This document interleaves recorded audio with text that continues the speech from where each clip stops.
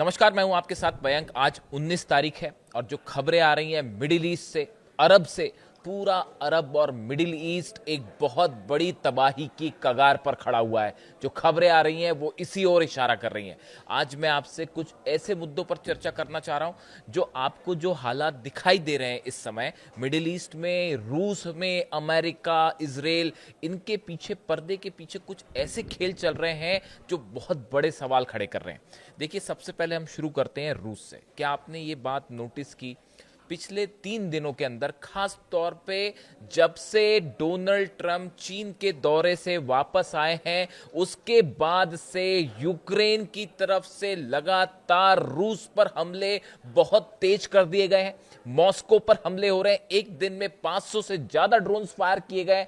48 घंटे के अंदर 500 से ज्यादा ड्रोन्स फायर किए गए।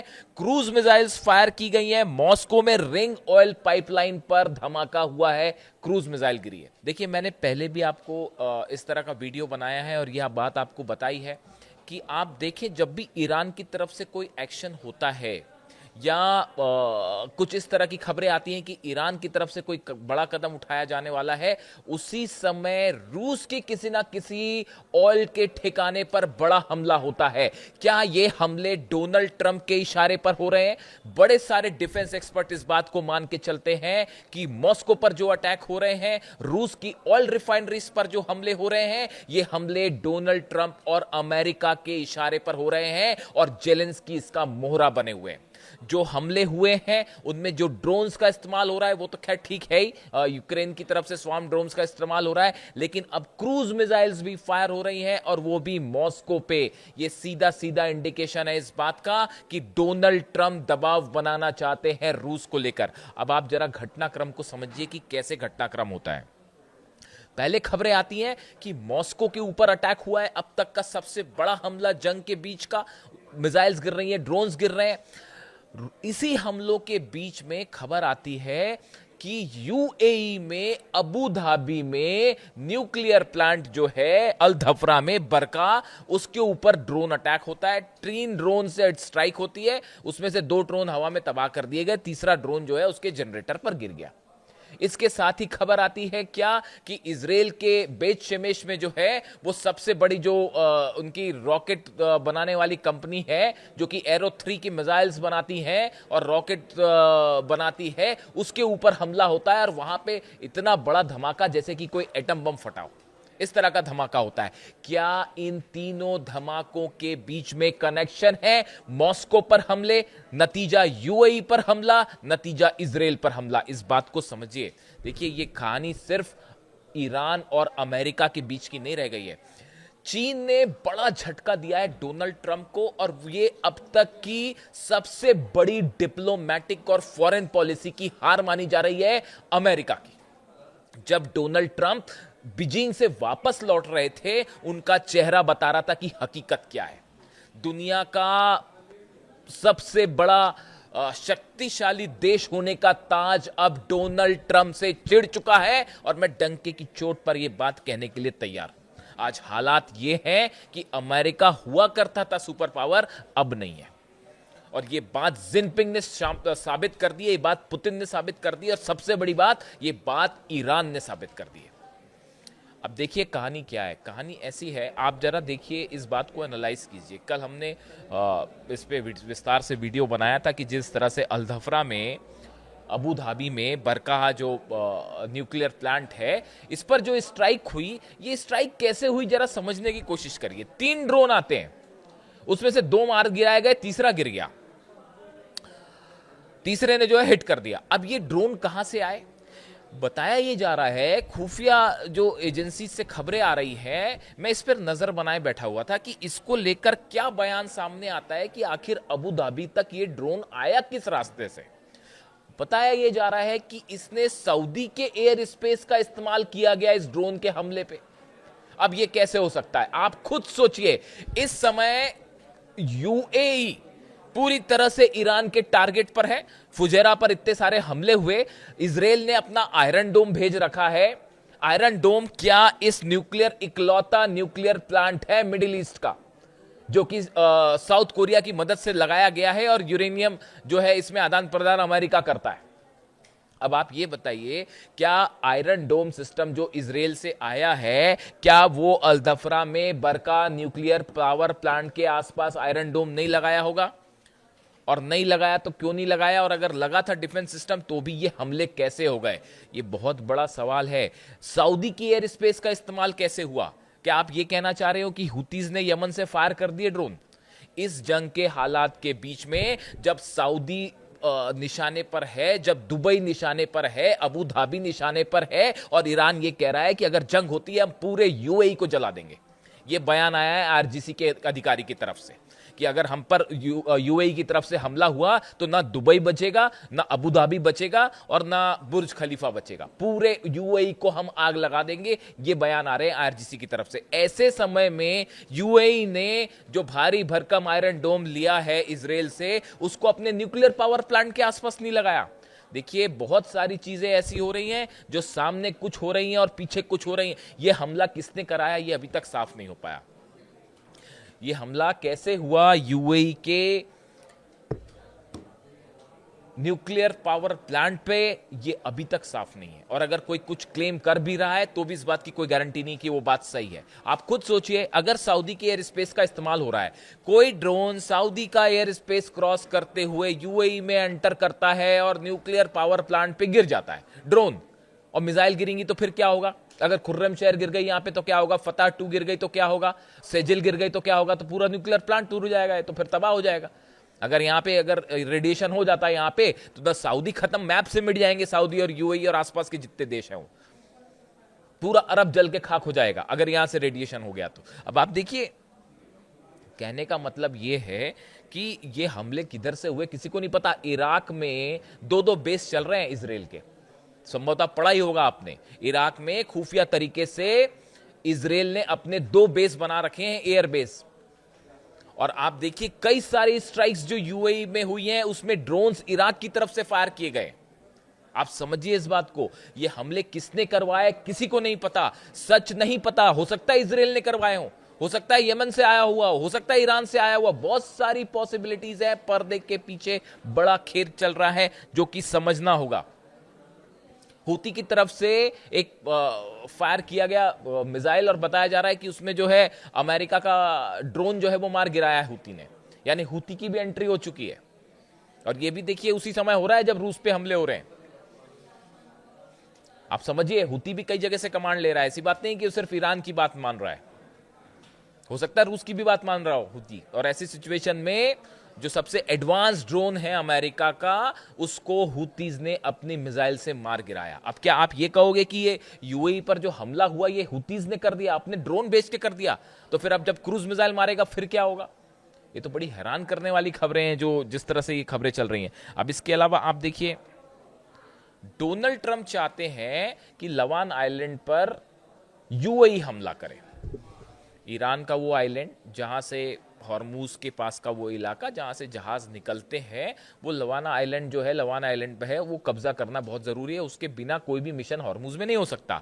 तो अब डोनाल्ड ट्रंप ये चाहते हैं कि यूएई हमला करे। पीछे से जो है थ्योरी आपने देखी होगी, कई जगह छपी है, कई अखबारों में छप गई है अमेरिका के और ब्रिटेन के, जो ये कह रहे हैं कि साहब ये थ्योरी चल रही है कि डोनाल्ड ट्रंप जो है चाहते हैं कि यूएई हमला करे, हम पीछे से मदद करें। यानी फूट डालो राज करो वाली जो नीति है, जो स्कूल में 4th क्लास के बच्चों को पढ़ाया जाता है, हिंदुस्तान में जब पढ़ाई होती है तो वो 4th स्टैंडर्ड के बच्चों को पढ़ाया जाता है कि अंग्रेज भारत आए थे, उन्होंने जो है फूट डालो राज करो की नीति अपनाई और आपस में लोगों को लड़ा के हिंदुस्तान पर राज किया।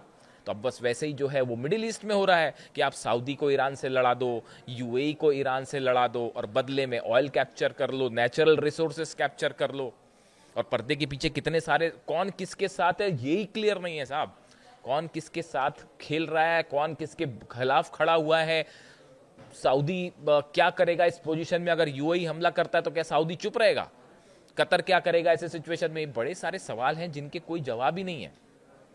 और हर आदमी यहाँ पे, आप किसी भी कोई भी घटना होती है आपको ये पता ही नहीं चल पाएगा कि इसकी हकीकत क्या है। वो इजराइल में जो धमाका हुआ, वो आपको क्या लगता है कैसे हुआ होगा धमाका?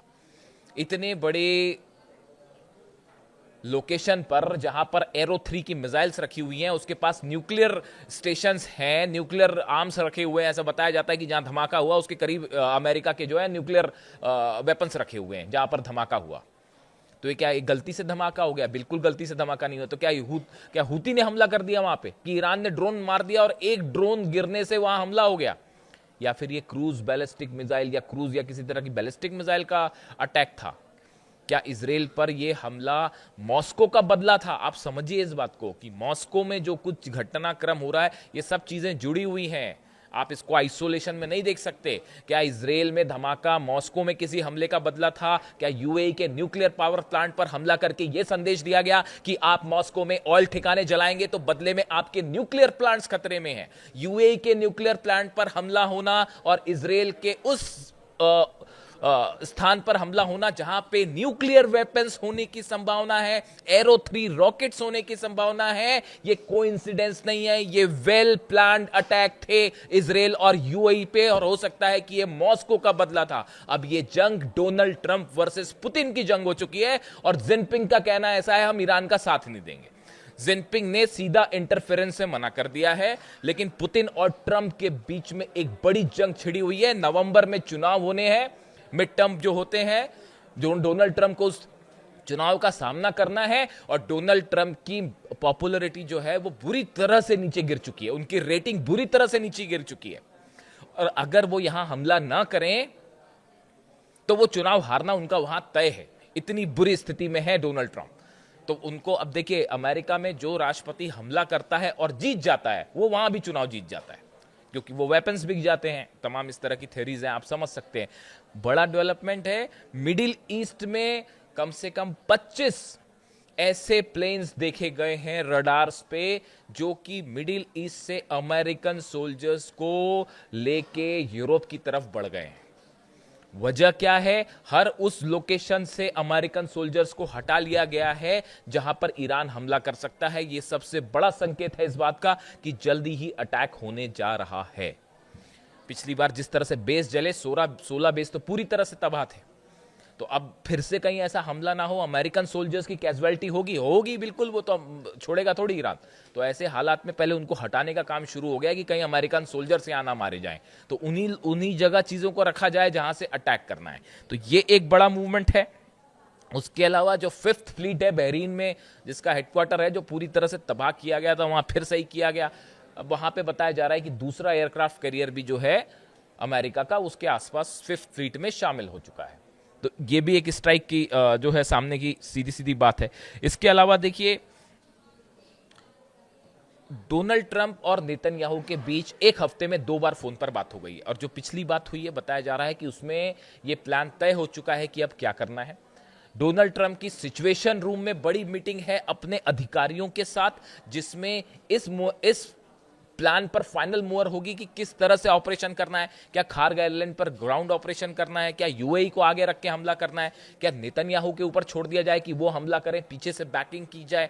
इस तरह की तमाम चीजें हैं, हो रही है, इस तरह के तमाम प्लान है। लेकिन ईरान की तरफ से एक ही प्लान है। ईरान की तरफ से प्लान बड़ा साफ है कि अगर ईरान पर हमला होता है, पूरे अरब देश एक बार फिर जलेंगे, 12 के 12 देश फिर जलेंगे। सब पर मिसाइल्स लोकेशन करके तैनात कर दी गई है। मिसाइल्स, जो इंफॉर्मेशन मेरे पास है उसके मुताबिक, कितनी मिसाइल्स कौन से देश पर गिरेगी, किस लोकेशंस पे गिरेंगी, वो सब का सब तय है। और इस बार पिछली बार से ज्यादा भयानक हमला होगा, क्योंकि ये बताया जा रहा है, डिफेंस सर्कल में इस तरह की चर्चा है कि अमेरिका जब भी हमला होगा, वो एक बार में भयंकर हमला होगा। हमने देखा पिछली बार की एक मिसाइल का एक वेव आती थी, एक लहर आई, हमले हुए, फिर रुक गया, फिर रात को दूसरा हमला हुआ, फिर अगले दिन हमले हुए। इस बार ऐसा नहीं होगा, शायद ऑल आउट वॉर एक साथ होगा। नतीजा यह है कि ईरान की तरफ से पलटवार भी ऑल आउट हो सकता है। यानी हालात बेहद। और देखिए, दूसरी चीज मैंने जहां से शुरुआत की थी कि यहां पे अभी जो हालात है, मॉस्को पर हमले हो रहे हैं, क्या डोनाल्ड ट्रंप के कहने पर हमले हो रहे हैं? क्या मॉस्को पे हमले का बदला यूएई की तरफ से, यूएई में धमाका करके मैसेज दिया गया, इजराइल में धमाका, बेत शेमेश में धमाका करके दिया गया?